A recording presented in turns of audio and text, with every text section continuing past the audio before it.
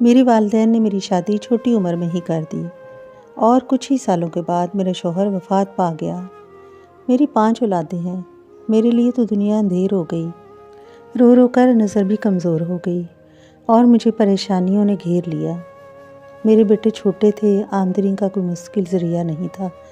میں نے سوچا میرا کیا ہوگا۔ عزیز بہن بھائیوں، یہ واقعہ ہے میری ایک عزیزہ کا، جو کہ کافی عرصے کے بعد مجھے ملی، اور میرے حال احوال پوچھنے پر انہوں نے جو مجھے بتایا ان کی زبانی سنتے ہیں۔ شوہر کی وفات کے بعد میری آمدنی کا کوئی مستقل ذریعہ نہیں تھا۔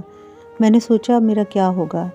تھوڑا سا روپیہ میرے شوہر نے چھوڑا تھا اور زمین کا ایک ٹکڑا جو کہ بالکل ہی ناکارہ تھا، اسے کوئی خریدنے کے لیے تیار نہیں تھا، اور میں نے وہ رقم ایک کاروبار میں ڈال دی۔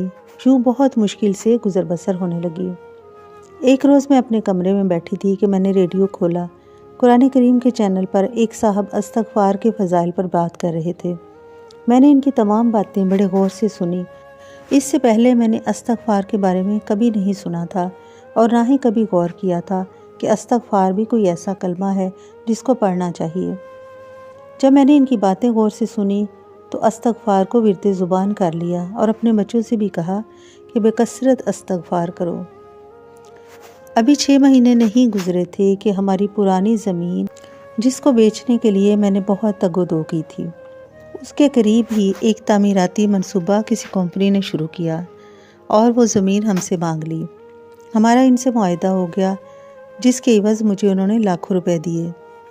میرے بڑے بیٹے نے قرآن مجید حفظ کر لیا تھا اور اس کے بعد اس علاقے کے تمام دینی مدارس کا نگران مقرر ہوا۔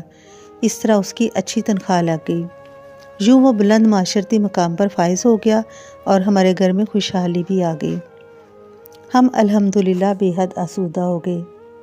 اللہ تعالیٰ نے باقی تمام بچوں کو بھی سیدھے راستے پر چلایا اور سب اپنا اپنا کردار اچھے طریقے سے نبھا رہے ہیں۔